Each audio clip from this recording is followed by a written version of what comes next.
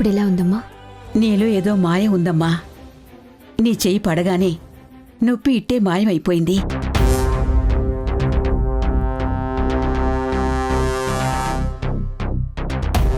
చేతిలోనే కాదమ్మమ్మా, తన మాటల్లో కూడా ఏదో మంత్రం ఉంది. లేకపోతే పిల్లిని చూసి భయపడే నేను తను చెప్పిన మాటలు విని చాలా ధైర్యంగా ఉన్నాను. నువ్వు చాలా గ్రేట్ జానకి. అందులో గ్రేట్ ఏముంది? ఇంతకు ముందు ఏ మాంత్రికుడి దగ్గర పనిచేసిందో. కుముదా, ఏంటా మాటలు? తప్పు చేసినవాడు తనవాడైనా సరే శిక్ష కఠువుగా ఉండాలి. మంచి చేసింది పగవాడైనా నవ్వుతూ దాన్ని స్వాగతించాలి. ఈరోజు జానకి లేకపోతే అమ్మ పరిస్థితేంటి?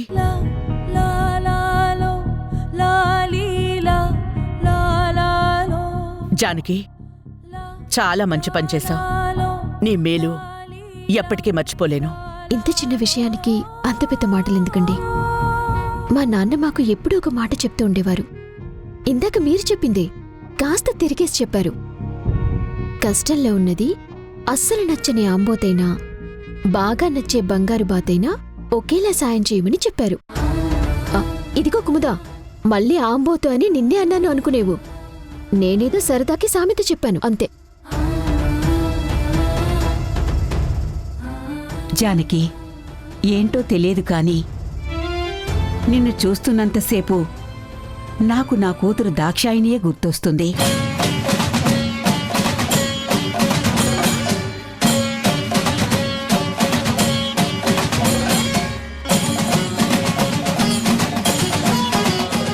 నీ మాట తీరు, సమయానికి నువ్వు తీసుకునే నిర్ణయాలు అన్నీ తనలాగే ఉంటున్నాయి తెలుసా?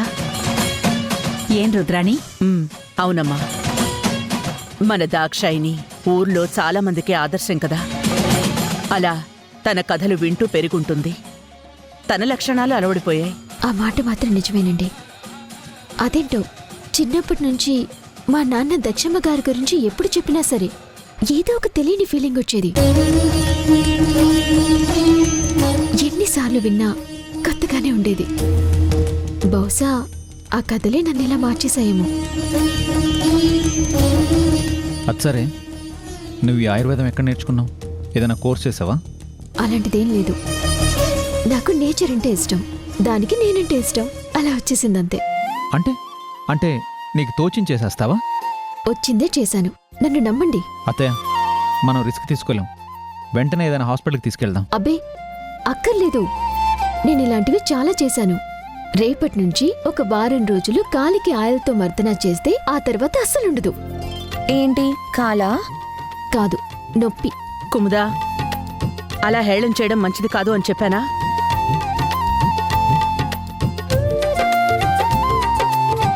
ఎవరికి విశ్రాంతి అవసరం. మీరంతా కాస్త బయట ఉండండి, నేను చూసుకుంటాను.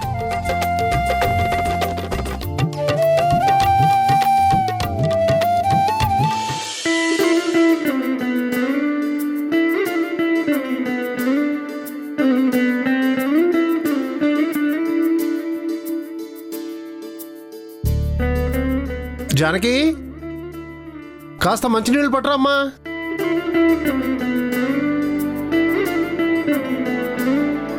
జానకి,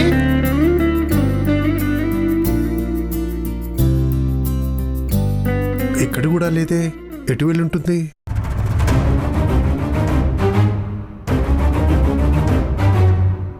జానకి, జానకి, ఎక్కడికి వెళ్ళుంటుందబ్బా? జానకి, జానకి,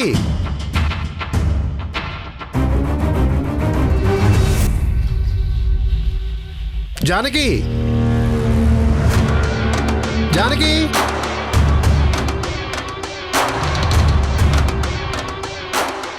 అమ్మాదేవి. ఏంటన్నయ్యా? మా జానకిని ఏమైనా చూసావా? లేదన్నయ్యా, ఉదయం నుంచి నాకు కనిపించలేదు.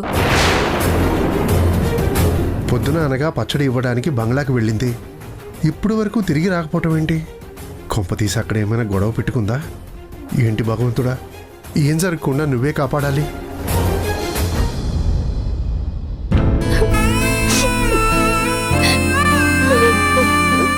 ఎందుకు భూమి అనవసరంగా ఏడుస్తున్నావు?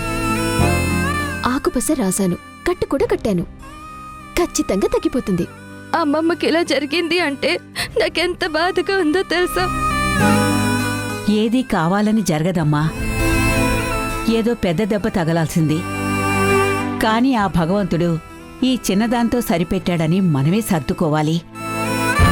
బాగా చెప్పారండి. నాన్నగారు కూడా చెప్తూ ఉంటారు, దేవుడు ప్రతిదీ రాస్తాడమ్మా, కాని మనం ఆ దేవుణ్ణి తలుచుకుంటున్నప్పుడు పెద్ద ప్రమాదాన్ని చిన్నగా మార్చేసి మన భగవంతుడే రక్షిస్తాడు అని. దీక్షితులు గారికి దైవం అంటే అంత నమ్మకం. ఏదైనా సరే దైవ నిర్ణయం అని ఆయన ఎప్పుడూ అంటుంటారు.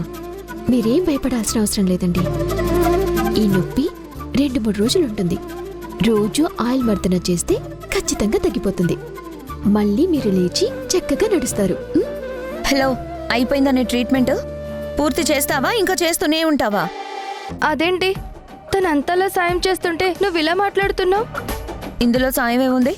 ఇలాంటి పనులు చేస్తేనే కదా వీళ్ళలాంటి వాళ్ళకి 4 డబ్బులు వచ్చేది. అందుకేగా ఇలాంటి తెలివితేటలు చూపిస్తూ ఉంటారు. కుముదా, ఏంటా మాటలు? నేను పడిపోయి బాధలో ఉంటే తను ట్రీట్మెంట్ చేసింది, అంతేకాని తను డబ్బులకే చేస్తానని నీకు చెప్పిందా? అమ్మమ్మ, ఈ జానకి గురించి నీకు పూర్తిగా తెలియదు కాబట్టి నువ్వు ఇలా మాట్లాడుతున్నావు. తను ఇంతలా నటిస్తేనే కదా మనం బహుమానం పెద్దగా ఇస్తాం. అవే తన తెలివితేటలు. మాటలు మర్యాదగా రాని కుముదా. మీరేదో డబ్బులిస్తారని నేను ఈ పని చేయట్లేదు. కళ్ళ ముందు పెద్దావిడలా పడిపోయి బాధపడుతుంటే తట్టుకోలేక చేశాను. అంతేకాని చేసిన సాయానికి డబ్బులు తీసుకుని నీచమైన బుద్ధి నా దగ్గర లేదు. ఏంటి తెలివిగా మాట దాటేస్తున్నావా? ముందు మాట జారింది నువ్వు, దానికి సమాధానం చెప్తున్నది నేను. ఇందులో దాటేయడమేముంది? నిజం ఎప్పుడూ ఇలా కఠినంగానే ఉంటుంది. నువ్వు మా ఇంట్లో ఉన్నావని మర్చిపోకు. నేను ఎక్కడున్నాను అని ఆలోచించను. నేను మాట్లాడేది నిజమా కాదా అని మాత్రమే ఆలోచిస్తాను. నీ మాటలు వింటుంటే నువ్వు జానకితో గొడవ పెట్టుకోవడానికి వచ్చినట్టుంది. చూడు, ఒక మనిషి మనకి పడకపోతే దూరంగా తప్పుకోవాలి, అంతేగాని అవకాశం దొరికినప్పుడల్లా ఇలా దెబ్బలాడకూడదు. అమ్మమ్మ, తనేదో నీకు సేవ చేస్తుందని గొప్ప మనిషి అని అనుకోకు. ఈ జానికి బుద్ధేంటో నాకు బాగా తెలుసు. బుద్ధుల దాకా వస్తే నువ్వు చేసిందేంటో నేను కూడా చెప్పవలసి వస్తుంది. నువ్వు కంట్రోల్లో ఉంటే నేను మౌనంగా ఉంటాను. చెప్పింది చాలు. నువ్వు చేసిన పని అయిపోతే బయలుదేరు. నోర్మై, ఎక్కడికి వెళ్ళేది? తను భోంచేసే వెళుతుంది. అవును, ఇప్పటికే చాలా ఆలస్యమైంది. భోంచేసే వెళ్ళాలి నువ్వు. ఆహా, ముందే చెప్పాను కదండి, నాన్న నా కోసం ఎదురు చూస్తారని. ఆయన తినందే నేను తినను, నేను తినకుండా నా అన్నం ముట్టరు. అందుకే నేను ఎక్కడా భోంచేయను, మా ఇంట్లోనే తింటాను.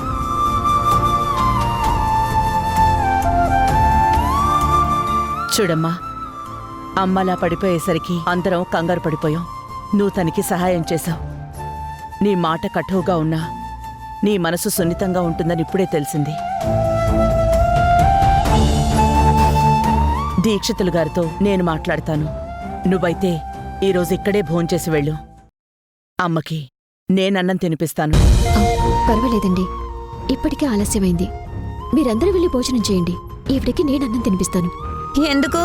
నేను మీ ఇంటికి వీర విధేయురాలని నా గురించి అనవసరంగా కుముద తప్పుగా అనుకుందని నిరూపించడానికా? కుమ్ముదా, ఎదుటి వాళ్లతో మాట్లాడేటప్పుడు మనకి గౌరవం వచ్చేలా మాట్లాడాలి.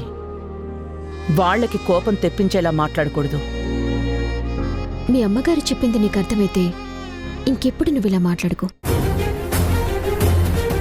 మమ్మీ, నువ్వు జానికి ముందు నన్ను ఇలా మాట్లాడడం నాకు నచ్చలేదు. ఇంకేం మాట్లాడుకో, నువ్వు వెళ్ళి భోంచేయి.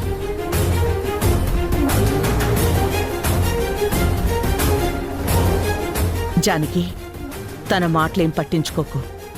నువ్వు తనని అవమానించావన్న కోపం నా కూతురుకుంది. నేను తనని ఎప్పుడూ ఏమీ అనలేదండి. ఎవరికైనా బాధ కలిగితేనే నేను అడ్డుపడతాను.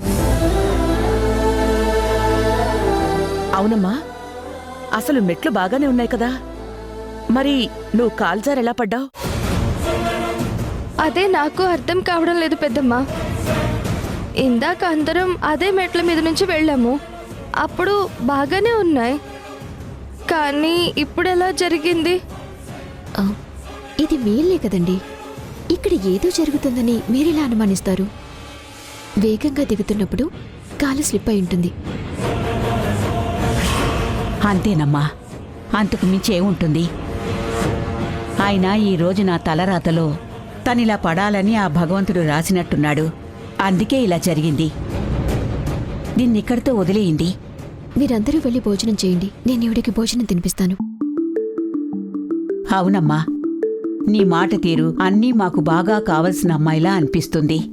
ఎవరి మీదైనా అభిమానం ఉంటే వాళ్ళు మనకి కావలసిన వాళ్ళలాగే ఉంటారని నాన్నగారు చెప్తూ ఉంటారండి.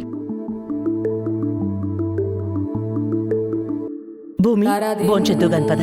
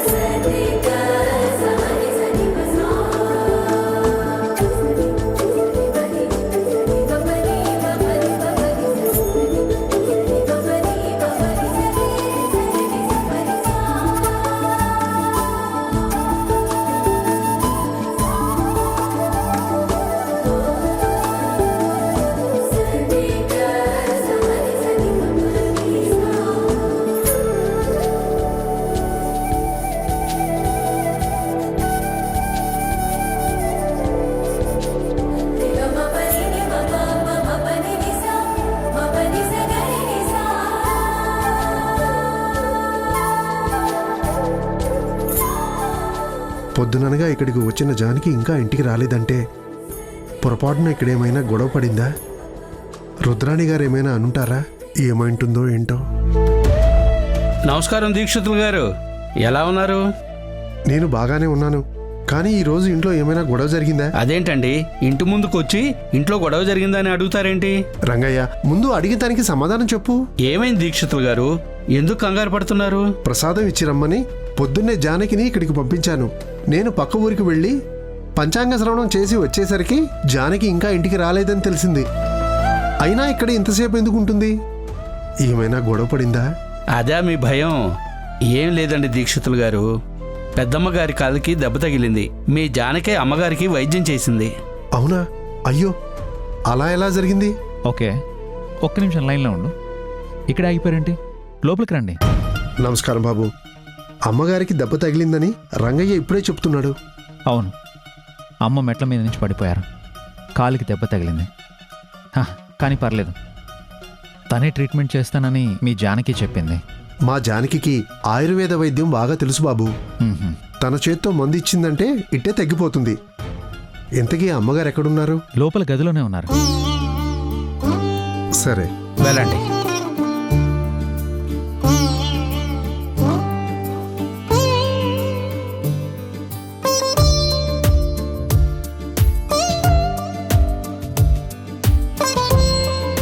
నేనిక బయలుదేరుతానండి. రేపటి నుంచి ఆ మందు కాలికి మర్దన చేసి ఆయిల్ రాసి కాలు అటు ఇటు కదిపితే ఇట్టే తగ్గిపోతుంది. అమ్మా నమస్కారం. అదేంటమ్మా జానకి అలా చెప్తున్నావు? చెయ్యండి అంటావేంటి? రోజు వచ్చి నేనే చేస్తానని చెప్పాలి. అమ్మగారికి కాలు నొప్పి తగ్గే వరకు నువ్వే ట్రీట్మెంట్ చేయాలి. నాన్న, ఏం మాట్లాడుతున్నారు? రోజు నేను ఇక్కడికి ఎలా వస్తాను? అలా అంటావేంటమ్మా? అమ్మగారికి దెబ్బ తగిలిందని అందరూ బాధపడుతున్నారు కదా. నువ్వే ట్రీట్మెంట్ చేసామని ఇప్పుడే బయట భార్గవ్ బాబు చెప్పారు. అది తగ్గే వరకు నువ్వే దగ్గరుండి చూసుకోవాలి కదా. అలా చెప్పండి దీక్షితులు గారు. తను ఆకుపసరతో నా కాలుకి కట్టుకట్టింది. కొంచెం నొప్పి తగ్గినట్టయింది. ఆయిల్తో మర్దనా చేస్తే 4-5 రోజుల్లో తగ్గిపోతుందని కూడా చెప్పింది. నేను చెప్పేది నిజమేనండి, తప్పకుండా తగ్గిపోతుంది.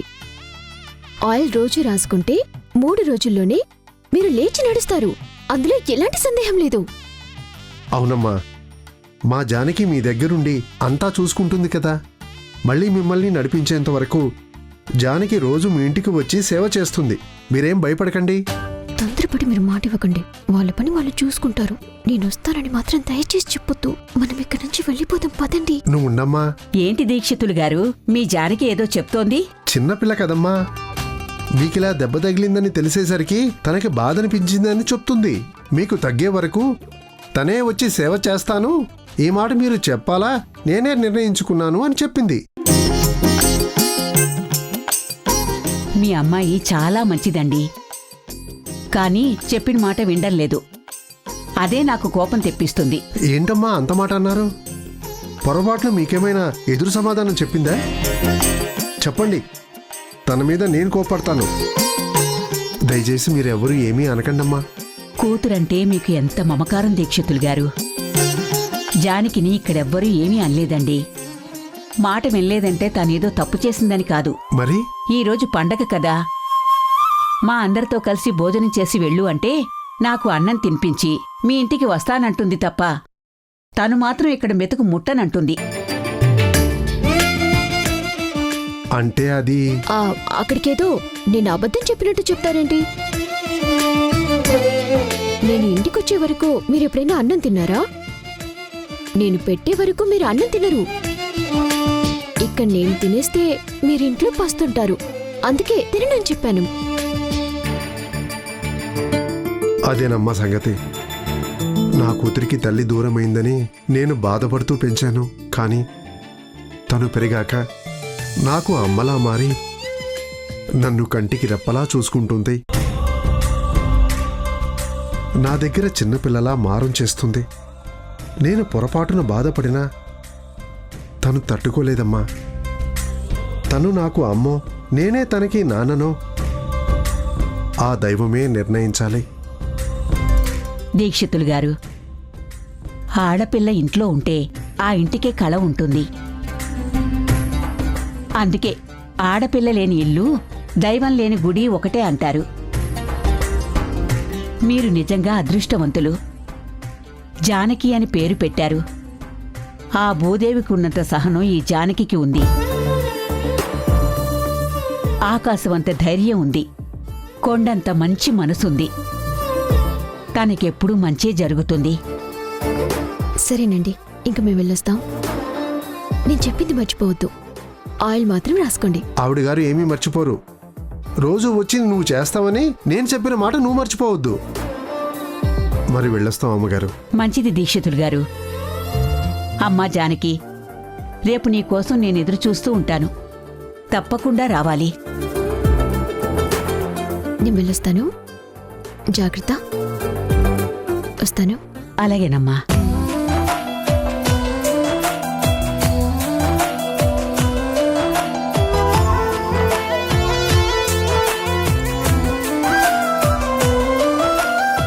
ఏంటి నాన్న ఇది? నేను పక్క సైగ చేస్తున్నా అర్థం చేసుకోకుండా నేను వస్తానని మాట చేస్తారేంటి? నా మాటను అర్థం చేసుకోరా? జానకి, ఈరోజు పండగ. నువ్వు నా మీద కోపడకూడదు. పొద్దునుంచి నేనేం తినలేదు, ఆకలితో ఉన్నాను. నాకు ఇంటికి వెళ్ళాక అన్నం పెడతావా? నీ తిట్లతో కడుపు నింపేస్తావా? ఇలాగే నా నోరు మోయించేస్తారు. పదండి.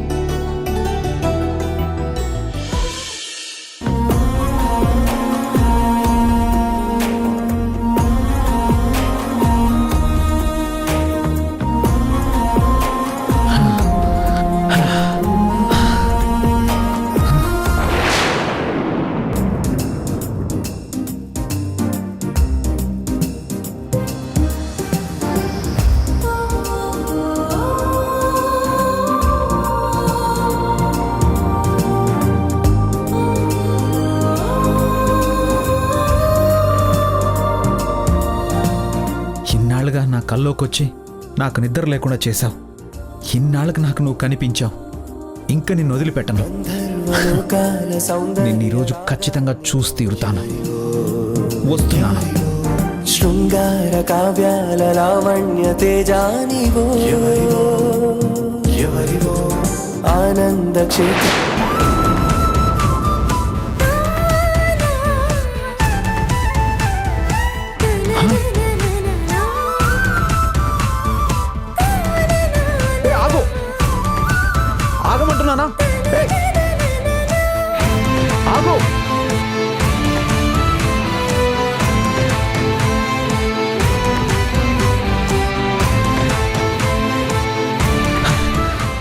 అదేంటమ్మాయి, నీకోసం నేను ఇన్ని రోజులుగా నిరీక్షిస్తూ ఉంటే ఎదురుపడే టైంకి వెళ్ళిపోతున్నావు. నాతో మాట్లాడాలని లేదా? అందుకే కదబ్బాయ్ ప్రతిరోజు నీ కలలోకి వస్తున్నాను. మరి కళ్ళ ముందుకొస్తే కళ్ళల్లో కళ్ళు పెట్టి చూడకుండా వెళ్ళిపోతున్నావేంటమ్మాయి? నీ కళ్ళల్లోకి చూస్తే ఇవాటి నుంచి నాకు కలలో నిద్ర లేకుండా చేస్తావేమో అని భయంతో అబ్బాయి. అమ్మాయి, నీకో విషయం తెలుసా? నువ్వు నా కళ్ళకొచ్చే ఆ క్షణం కోసం రోజంతా ఎదురు చూస్తుంటాను. ఒక్కసారైనా నీ మొహం నాకు చూపించకపోతావా? ఒక్కసారైనా నీ కళ్ళల్లోకి నా కళ్ళు పెట్టి చూడలేకపోతానా అని ఒక్కసారి నీ చిరునవ్వు చాటున దాగున్న ఆ మొహాన్ని నాకు చూపించు. ఈ జన్మకి ఇది చాలని సరిపెట్టుకుంటాను. ప్లీజ్.